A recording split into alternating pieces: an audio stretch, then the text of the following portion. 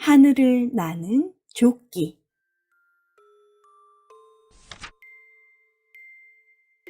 옛날 어느 마을에 마음씨 착한 청년이 심술궂은 대감집에서 머슴일을 하며 열심히 살고 있었어요. 심술궂은 대감은 하루가 멀다 하고 청년을 괴롭혔지요. 사과가 탐스럽게 열렸으니 어서 따오너라. 네. 야 이놈아, 네가 사과를 따는 바람에 나뭇잎들이 바닥에 떨어져 지저분해지지 않았느냐? 어서 바닥부터 쓸거라. 네, 대감마님. 거참, 사과 따오라고 한 지가 언제인데 아직도 바닥만 쓰냐? 일단 사과부터 마저 따오너라. 네. 게다가 심술궂은 대감은 욕심도 아주 많아서 청년에게 일한 값을 제대로 주기는커녕 끼니도 잘 주지 않았지요. 하지만 마음씨 착한 대감의 딸이 아버지 몰래 청년을 잘 챙겨주었어요.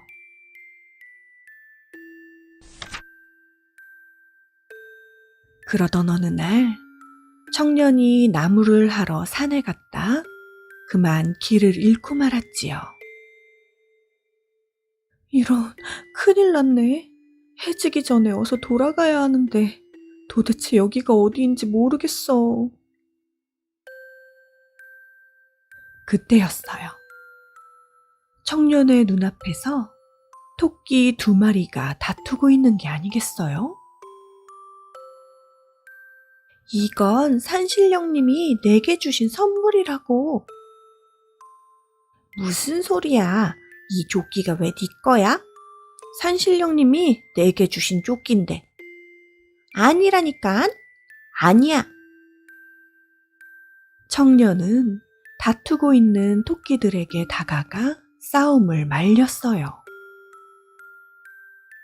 그러나 오히려 토끼들이 더 크게 싸우자 청년은 점점 난감해졌지요. 얘들아, 싸우느라 배고프지? 이거 줄 테니 사이좋게 나눠 먹고 제발 그만 싸우렴. 청년은 대감 딸이 싸준 맛난 도시락을 토끼들에게 주었어요.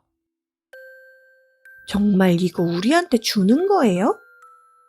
우와, 맛있겠다. 주먹밥을 개눈 감추듯 먹어치운 토끼들은 배가 부르자 어느새 화가 누그러졌어요. 화해해서 다행이다. 이제부터는 싸우지 말고 사이좋게 잘 지내렴. 알았지? 토끼들은 다시 길을 떠나려는 청년을 멈춰 세웠어요. 도련님이 저희에게 맛있는 주먹밥을 주셨으니 우린 선물로 이걸 드릴게요. 토끼들이 청년에게 내민 것은 방금 전까지 서로 갖겠다고 다투던 조끼였지요. 이건 산신령님이 너희에게 준 선물이잖아. 그리 귀한 걸 왜 나에게 주는 거야? 어차피 우리가 가지고 있으면 또 싸울지 몰라요. 그러니 도련님이 가져가셔서 꼭 필요할 때 쓰세요. 토끼들아, 정말 고맙구나. 이건 하늘을 나는 조끼예요. 단추를 모두 채우면 하늘을 날 수 있고 단추를 하나씩 풀면 땅으로 내려올 수 있어요. 명심하마. 꼭 필요할 때만 쓸게. 청년은 토끼들과 작별 인사를 한 후 조끼를 입고 단추를 하나씩 채웠어요. 그러자 청년의 몸이 점점 하늘로 오르더니 산속을 금세 빠져나올 수 있었지요. 이야, 정말 신통방통한 조끼로구나. 그렇게 무사히 대감집으로 돌아온 청년은 다시 단추를 하나씩 풀어 땅으로 내려왔어요. 그런데 심술궂은 대감이 우연히 그 모습을 보고는 깜짝 놀랐지요. 대체 어떻게 하늘을 날 수 있는 게냐? 청년은 대감에게 산속에서 있었던 일들을 모두 말했어요. 오호라, 그럼 이게 바로 산신령이 준 신비의 조끼라는 거지? 그 조끼 나에게 팔거라.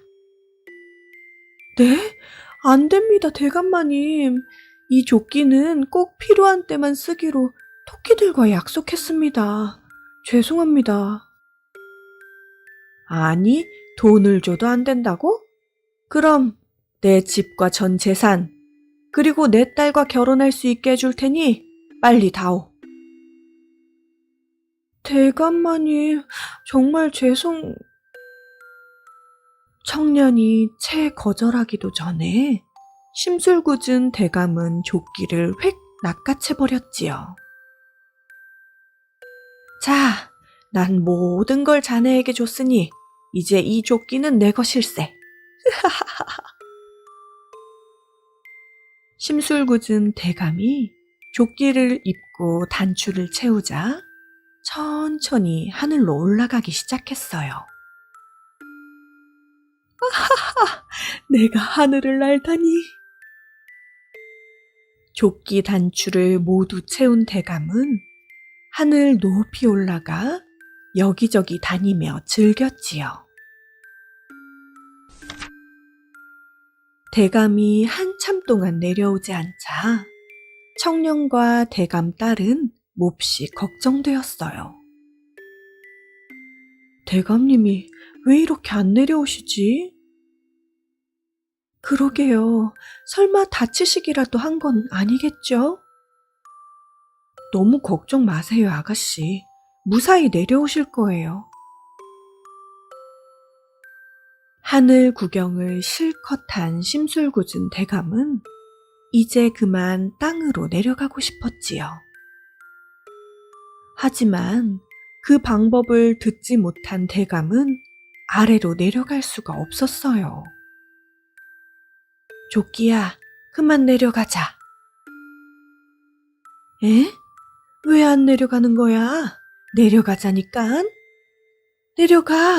내려가라고.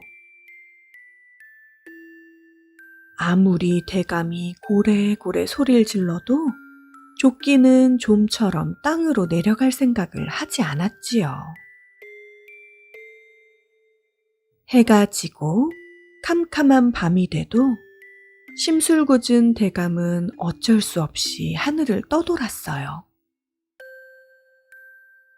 청년과 대감 딸은 하루, 이틀, 사흘, 나흘, 그리고 여러 날을 기다려도 그 후로 심술궂은 대감의 모습을 볼 수 없었답니다.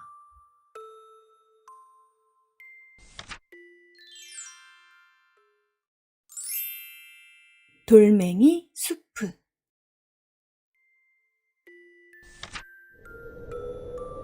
유난히도 힘들고 추운 겨울날이었어요. 나그네 3명이 차디찬 바람을 맞으며 어느 한 마을에 나타났지요. 마을 사람들은 행여나 낯선 나그네들이 자신에게 부탁이라도 할까봐 쌩하니 집으로 들어가 버렸어요. 마치 마을 사람들의 마음속에서 찬바람이 불어오는 것처럼 느껴져 나그네들은 몸을 더 웅크렸지요.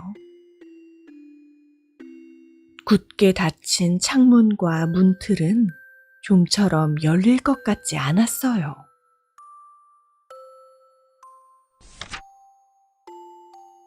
그때 나그네 중 털보가 크게 소리쳤지요.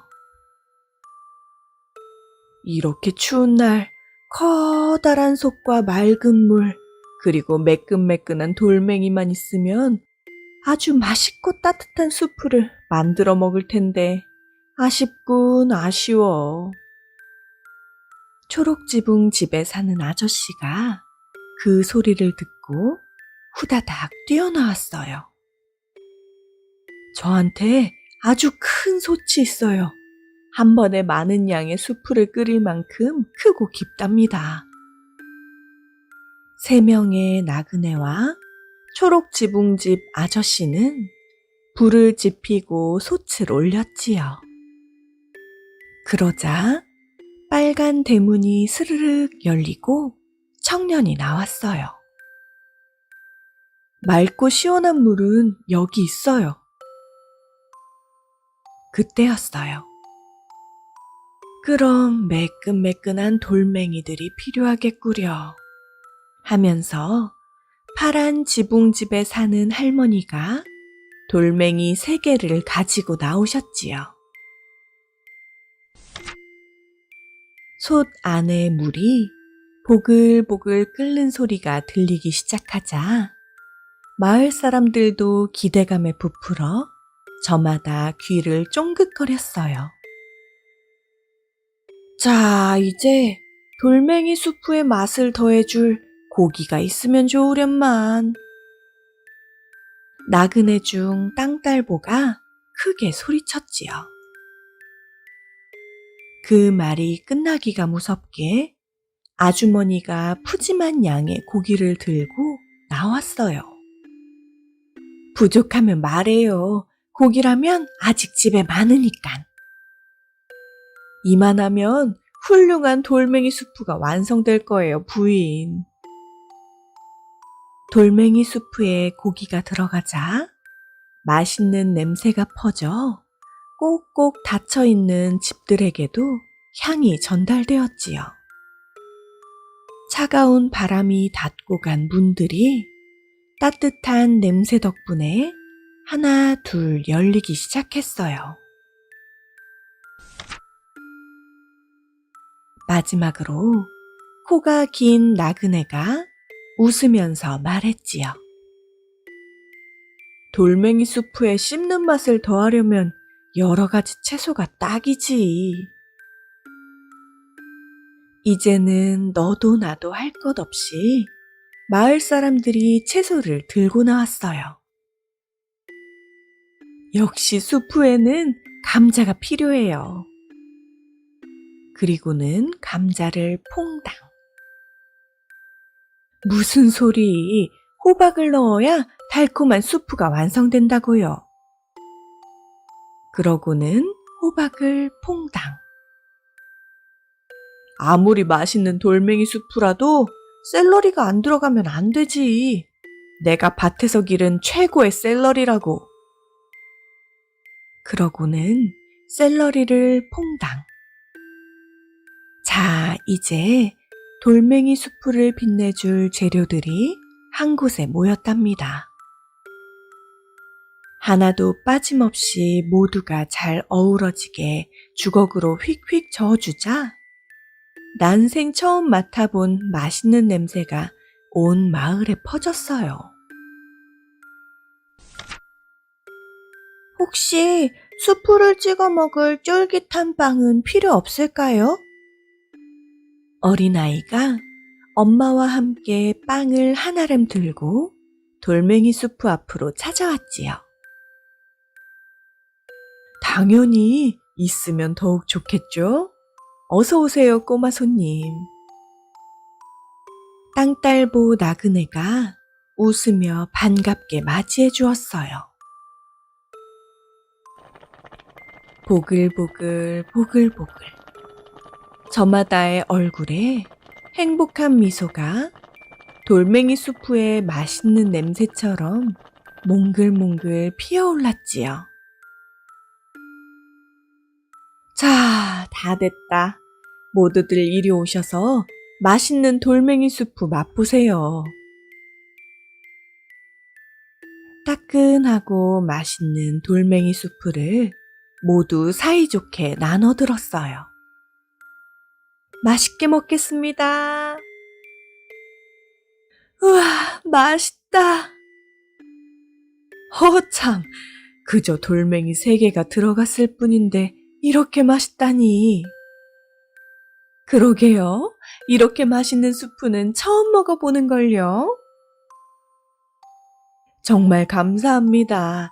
당신들 덕분에 이렇게 맛있는 돌멩이 수프도 먹어보고.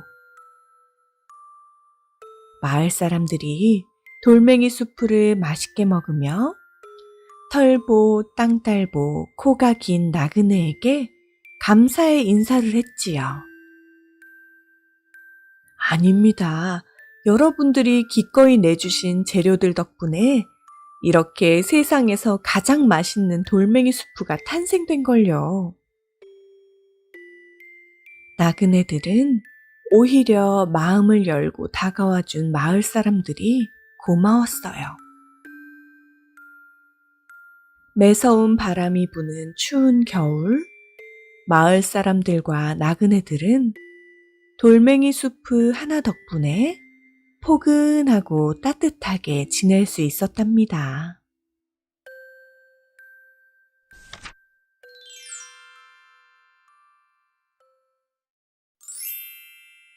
슬기로운 소금집 딸. 옛날 어느 마을에 성이 왕씨인 집안이 있었어요. 그 집은 마을에서 제일 가는 부잣집이라 모두들 왕부잣집이라 불렀지요. 왕부잣집 마님은 보잘것없고 가난한 소금집에서 시집온 며느리가 눈에 가시였어요. 그래서 하루에도 몇 번씩 며느리를 구박했지요. 새아가, 내가 부르면 제깍제깍 오라고 했거늘 뭐 하느라 코빼기도 안 보여? 부르셨어요, 어머니? 뭐 하다 이제 나오느냐? 너 때문에 목이 다 쉬었으니 당장 가서 따뜻한 차를 내오거라. 죄송합니다, 어머니. 다음부터는 바로 나올게요. 뭘 멀뚱멀뚱 서 있는 게냐? 어서 차를 내오라니깐. 네. 아무것도 없는 소금집 딸이 감히 우리 집 며느리가 되다니 있을 수가 없는 일이라니까. 에휴.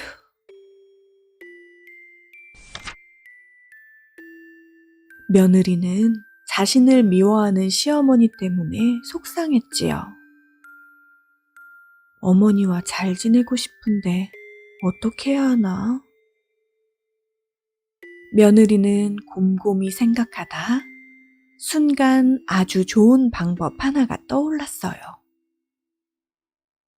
좋아, 이렇게 한번 해봐야겠어. 며느리는 미소를 지었지요. 여러 날이 지났어요. 며느리는 자신의 친정집이 있는 고향으로 시부모님을 모셨지요. 아버님, 어머님, 어서 오세요. 먼 길 오시느라 고생 많으셨어요. 아니다. 덕분에 여기저기 구경도 하고 좋았단다. 좋기는 무슨? 대체 우리를 이 누추한 곳에 부른 이유가 무엇이더냐? 아무 이유 없어요, 어머님. 제가 두 분께 대접해드리고 싶어서요. 시장하실 텐데 일단 안으로 들어가세요. 며느리의 말대로 집으로 들어간 시부모님은 방 안을 보고 입이 떡 벌어졌어요.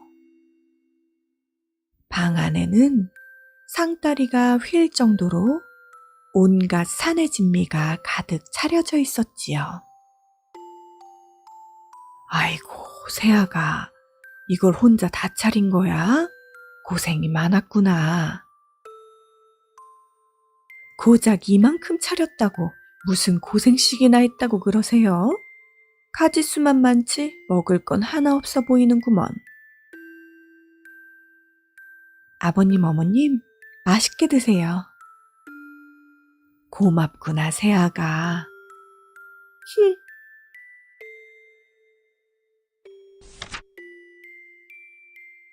시부모님은 잘 차려진 음식을 먹기 시작했어요. 그런데 뭔가 이상했지요.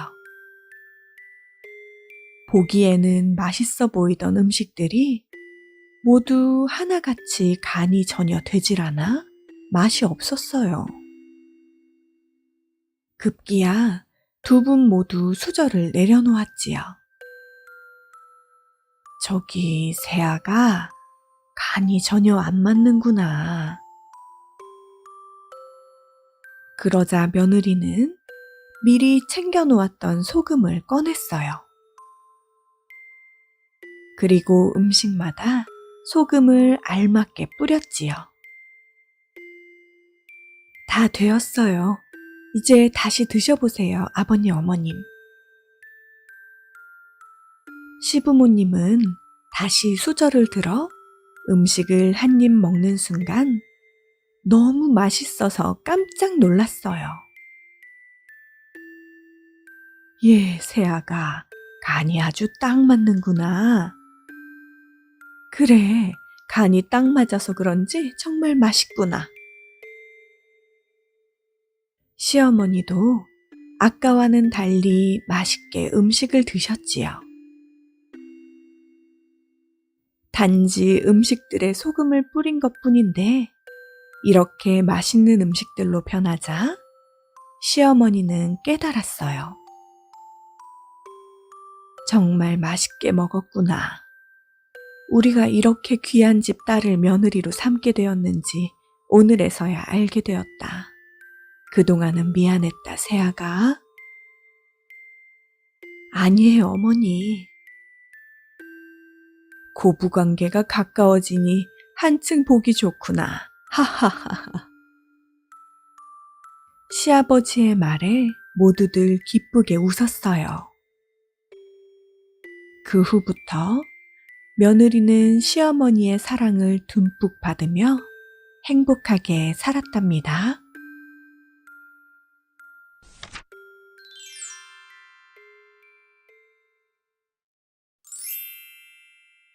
방금 빵.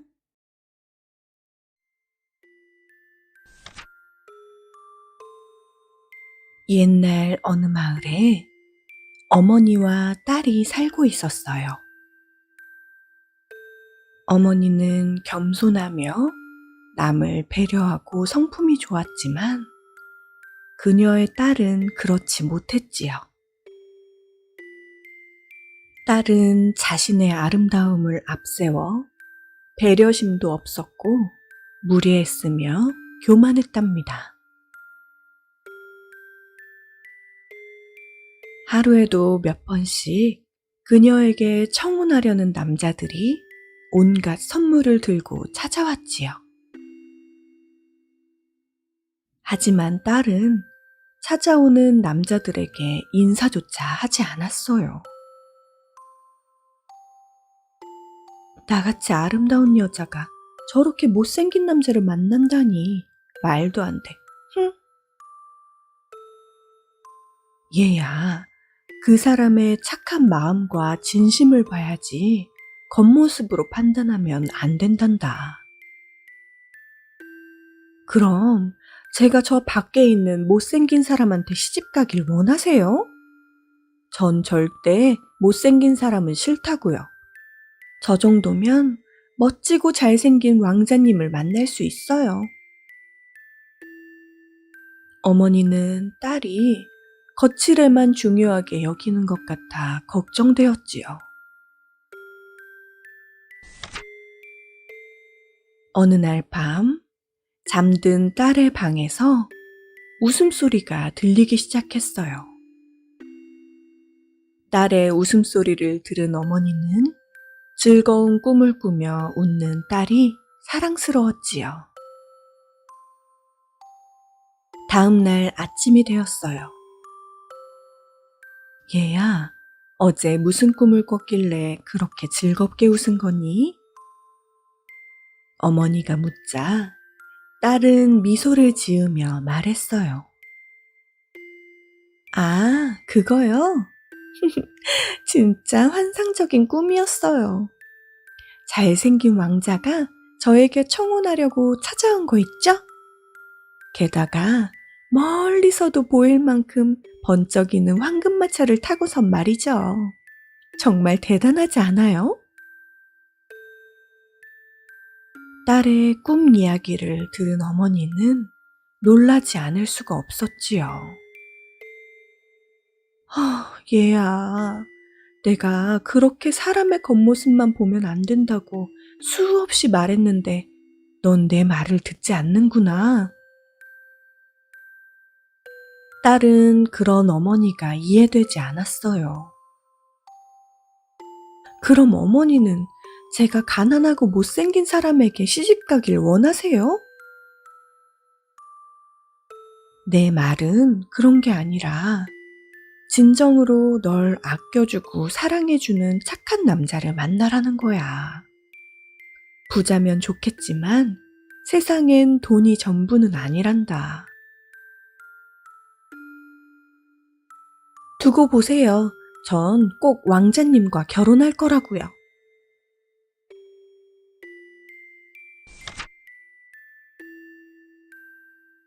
여러 날이 지났어요. 그날도 집 앞에는 그녀에게 청혼하러 온 남자들이 있었지요. 하지만 딸은 집 밖으로 한 발자국도 나가지 않고 있었어요. 그때였어요. 햇빛에 반사된 물체가 반짝거리며 그녀의 집 쪽으로 다가왔지요. 반짝이는 물체가 그녀의 집에 다다르자 모두가 깜짝 놀랐어요. 그것은 다름 아닌 황금마차였어요. 황금마차를 본 그녀조차도 너무 놀라 어느새 집 앞으로 나와 있었지요. 세상에, 꿈속에서만 보던 황금마차가 정말 있었어. 이윽고 마차의 문이 열리고 눈부시게 멋진 왕자님이 내렸어요. 잘생긴 왕자님을 본 그녀는 무척 기뻤지요. 아름다운 여인이시여, 부디 저와 결혼해 주시겠습니까? 네, 좋아요. 딸은 어머니가 말릴 새도 없이 단번에 결혼을 승낙했어요. 딸과 헤어지는 것이 슬펐지만 어머니는 기쁜 마음으로 딸의 행복을 빌어주었지요. 행복하게 잘 살거라, 사랑하는 내 딸아. 네, 어머니. 저도 어머니가 많이 보고 싶을 거예요. 그렇게 딸은 눈부시도록 반짝이는 황금 드레스를 입은 후 황금 마차를 타고 왕자를 따라 왕국으로 떠났어요. 왕국에 도착한 딸은 성 전체가 온통 황금인 걸 알고 깜짝 놀랐답니다. 정말이지, 이렇게 멋있는 성은 처음 봐요. 딸은 모든 것이 자신이 생각한 대로 이루어진 것 같아 행복했어요. 나와 함께 이렇게 먼 길을 오느라 고생 많았소. 어서 식사를 차리라고 할 테니 조금만 기다리시오. 네. 딸은 잔뜩 기대에 부풀어 얼마나 화려하고 멋진 음식이 나올지 상상했지요. 곧이어 그녀 앞에 화려한 음식들로 한 상이 가득 차려졌어요. 그대가 맛있게 먹어주면 좋겠소. 우와, 하나같이 모두 화려하고 예뻐요. 그럼 맛있게 먹을게요. 딸이 반짝이는 황금빵 하나를 집어 한 입 베어 물려고 할 때였지요. 하야, 왜 이렇게 딱딱하담? 이래선 도저히 먹을 수가 없겠는걸? 딸은 다른 빵을 집어들고는 먹으려고 했어요. 하지만 그 빵 역시 황금으로 만든 빵이라 딱딱해서 도저히 먹을 수가 없었지요. 저기 황금으로만 된 음식들 말고 진짜 음식은 없나요? 진짜 음식? 이곳은 모두 황금으로 된 것들 뿐이요. 왜 마음에 들지 않소? 왕자는 그녀를 의아하게 쳐다봤어요. 딱딱하기만 한 진짜 황금을 먹을 수는 없잖아요. 하지만 당신도 예쁘고 화려한 것들을 좋아한다고 하지 않았소? 너무 속상해 말아요. 이 황금들은 모두 그대의 것이니. 왕자의 말을 들은 딸은 하나도 기쁘지 않았어요. 지금 배가 고파 죽겠는데 이깟 먹지도 못하는 황금 따위가 무슨 소용이에요. 딸은 줄인 배를 움켜쥐면서 그제서야 어머니가 항상 하시던 말씀이 떠올랐지요.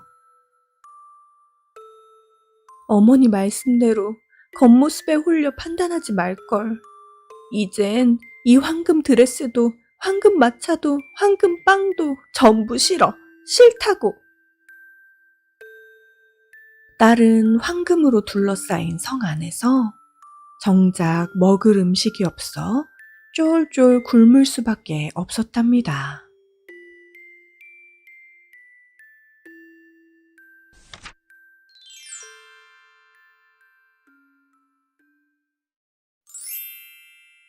자린고비와 달랑곱제기.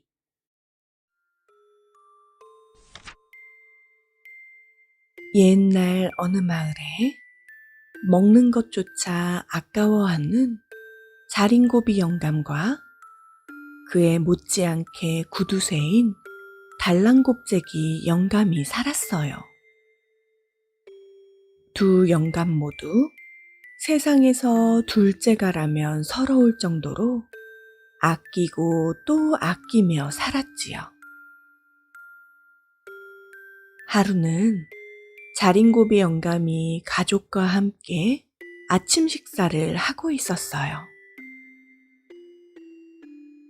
굴비가 아주 짭조름하니 굴비 한번 쳐다보고 밥 한 숟갈 먹고들 해라.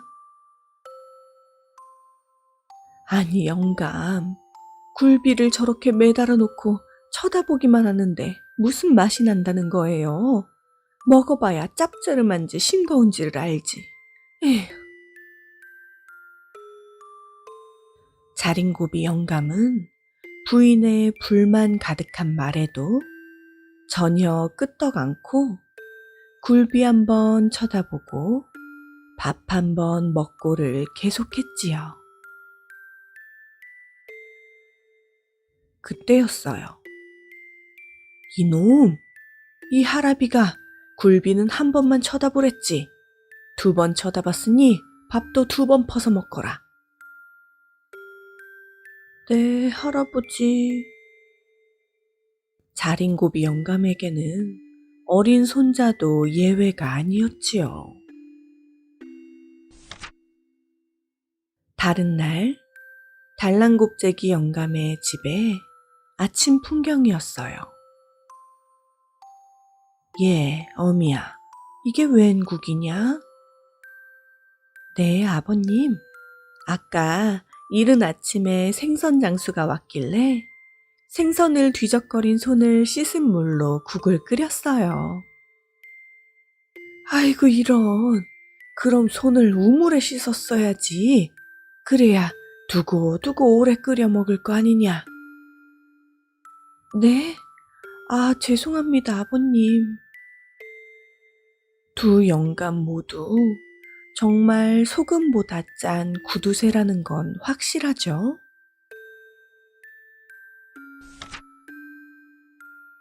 바람이 매서운 어느 추운 겨울밤이었지요.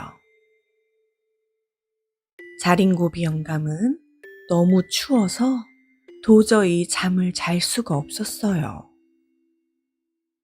어디서 이렇게 바람이 들어오는 거야? 아이고, 이런, 여기 구멍이 뚫렸네. 아이고, 추워.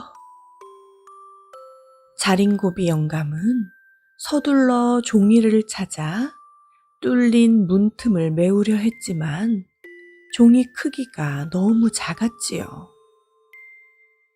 이를 어쩐담? 아하, 이렇게 하면 되겠구먼. 자린고비 영감은 이웃집 달랑곱재기 영감에게 편지를 쓰기 시작했어요. 워낙 작은 종이 위에 글씨를 쓰느라 무슨 글자인지도 모를 정도였지 뭐예요. 달랑곱재기 영감, 안녕하신가? 다름이 아니라 내가 자네에게 신년 운세를 듣고 싶으니 1월부터 12월까지 12달 운세를 자세히 써서 보내주면 고맙겠네. 그럼 잘 지내게나? 자린고비 영감은 달랑곱재기 영감에게서 올 긴 답장을 생각하며 기뻐했지요.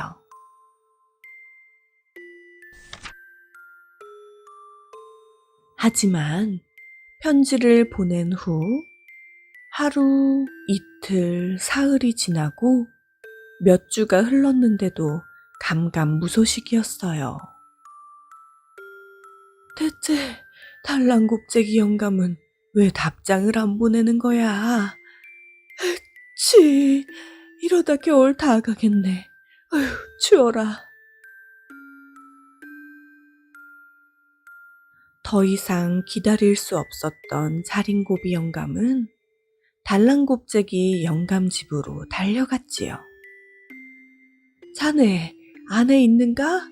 있으면 당장 나와보게. 응? 자린고비 자네가 웬일로 왔나? 무슨 일 있나? 무슨 일? 내가 자네에게 간곡하게 신년 운세를 써서 달라고 부탁했는데 왜 답장을 안 보내는 건가? 아, 미안하네. 하지만 나에게도 사정이 있었어. 그 사정이 무언가 들어보지. 다름이 아니라 난 자네에게 신년 운세를 자세히 써서 보내고 싶었지. 그런데 그렇게 긴 글을 쓸 종이를 아무리 찾아봐도 집에 없지 않은가. 정말 미안하네. 그 말을 들은 자린고비 영감은 화가 났어요. 그럼 지금 당장 내가 보낸 편지 돌려주게. 자네가 준 편지? 때마침 우리 집 문에 구멍이 났길래 그 편지로 이미 메웠는걸? 뭐라고? 내 종이로 자네 문구멍을 막아? 에이, 이 편지는 내 종이로 쓴 것이니 내가 도로 가져가겠네. 불만 없지? 자린고비 영감의 심술에 달랑곱재기 영감도 화가 났지요. 알았네. 그렇게 하세. 하지만 그 종이에 붙은 밥알은 내 것이니 다 떼어놓고 가게나. 뭐? 밥풀? 그렇네. 밥알을 4톨이나 썼으니 남김없이 떼주게나. 떼주기 전까지는 못 돌아가네. 종이에 붙은 밥알을 어떻게 떼나? 이 영감이 또 억지 부리네. 자네 억지는 어떻고? 못 말리는 자린고비 영감과 달랑곱재기 영감은 작은 종이 한 장 때문에 그렇게 한참을 싸웠더래요.